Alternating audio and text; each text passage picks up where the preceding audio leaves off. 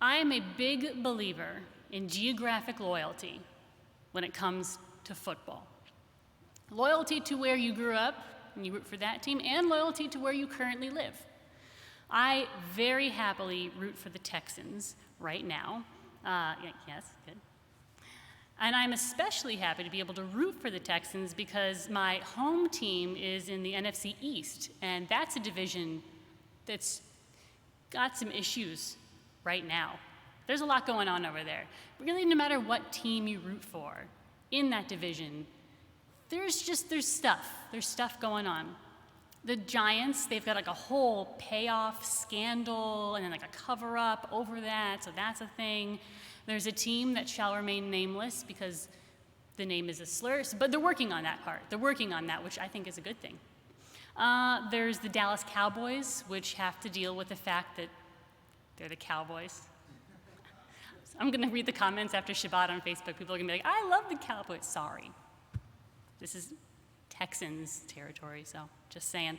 And then there's the Philadelphia Eagles.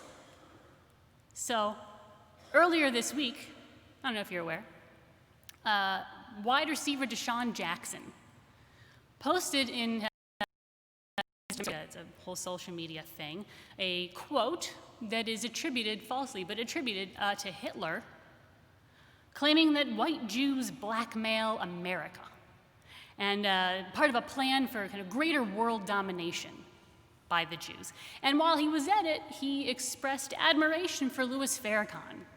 You know, that guy. And if you're not familiar with Farrakhan or what he thinks or what he does in the world, just suffice it to say the ADL and the Southern Poverty Law Center both label him just an outright anti-Semite.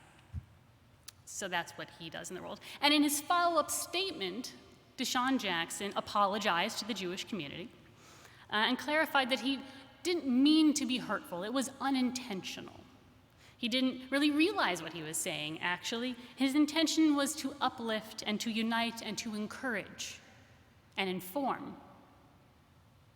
Okay. Now, his statement on Jews was offensive, of course. Obviously. But it wasn't just that. It was more than he just said something offensive about Jews, which he did. As if it wasn't enough to denigrate an entire religion and play on anti-Semitic and demonstrably false claims and tropes, he amplified them to a large, possibly a whole new audience who hadn't even heard of these things. He has 1.4 million followers on Instagram. And when this story became a news story, many, many, many more people heard what he said about us. And even if before maybe you were someone who's neutral on Jews, you didn't think anything positive, but you didn't think anything negative, now there's that seed. It's implanted in the back of your mind.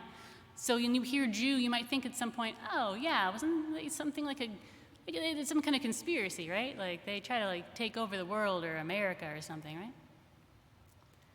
Now the reaction that I saw from Jews about what DeSean Jackson said, Jews across America, Jews across the political spectrum, was outrage, universal outrage on our part. Because for so many of us, we're saying, DeSean, you're a black man in America. You should understand what it means to be discriminated against, to be hated because of who you are, to have lies told about you, to be feared baselessly. You should know. What are you doing?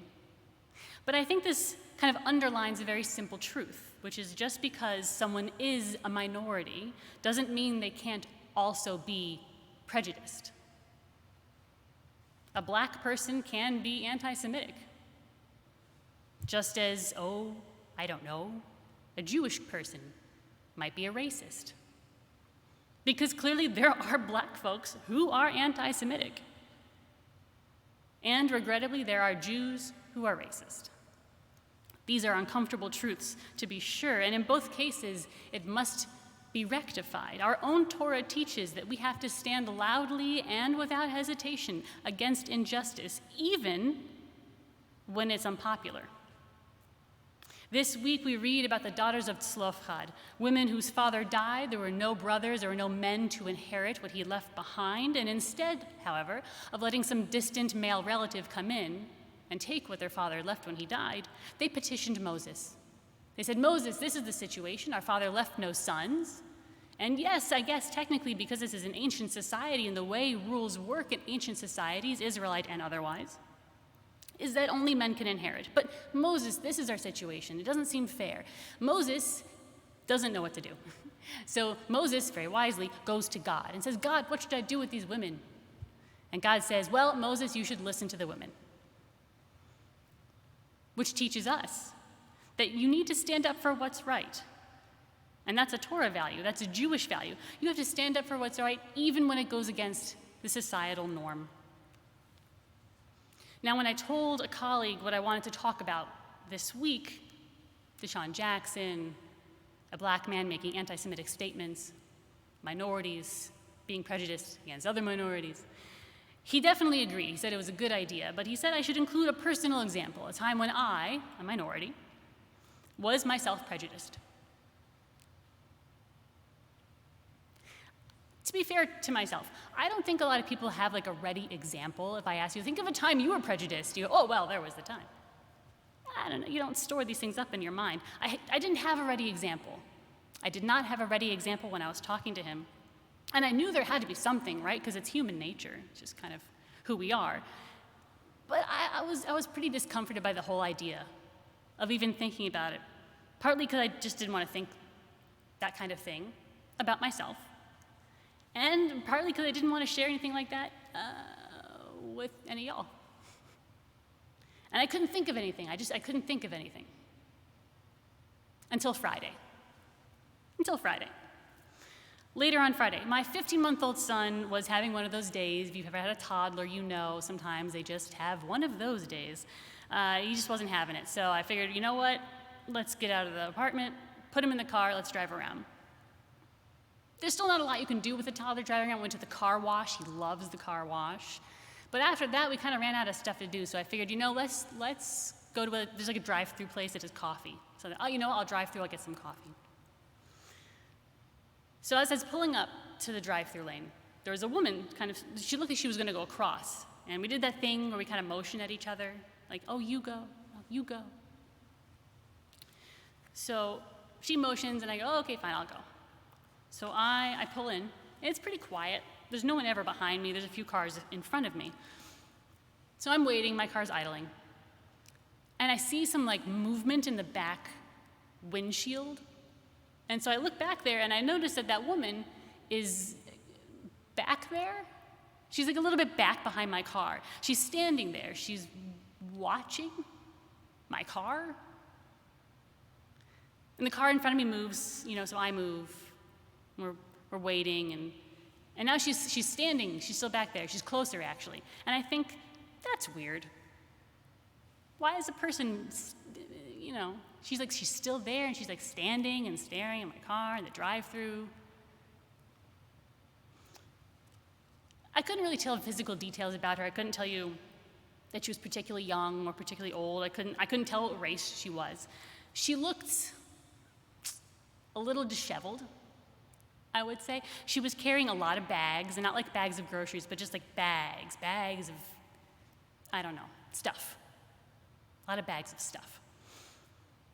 And the car ahead of me moved, and so I moved, and now she moves, and she's even closer. She's basically standing by my rear bumper, and she's watching, and she's kind of almost looking through my back window, my baby's in the back and his seat back there, and I'm really nervous, honestly, at this point. And I spin up this whole story in my head of who she is and what she's doing there. And I think, well, maybe she's homeless. Maybe she's homeless, and maybe I should have given her money. Maybe I should. They sell coffee here, but maybe they have food, and I could ask for food and give that to her. And then I think, well, maybe she has mental health issues. That's where my head goes. Maybe she has mental health issues, and I don't know. And I think maybe she's, angry for some reason, irrationally angry. Maybe she's mad I didn't give her money or give her food, and I have the baby in the back, and what if I open the window? I do the thing where I make sure that all the doors are locked, all the windows are up. I pull up to the window, to get the coffee. And I'm so flustered, I forget to put on my mask. So I turn, the guy just looks petrified. And I'm like, at that point, I'm stumbling over an apology to him, and I'm trying to put on a mask and like look at the side window, because now she's like right there. And as soon as I get that coffee, it's like, whoop, window goes up, I move forward, and but I do look behind me, because I want to see, is she following me? Is she I need to know what's happening with this whole situation. And I look behind me and I see her walk up to the drive-through window. That's it. Which is weird, a little weird to be sure, but it's not even close to all the scenarios that I spun out in my head. And immediately I felt awful. I assumed that she was homeless.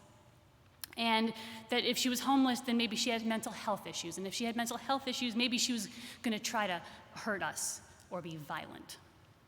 So like, there's a lot there. There's many layers to everything I was thinking. And I know intellectually, I understand that those things don't all add up to each other.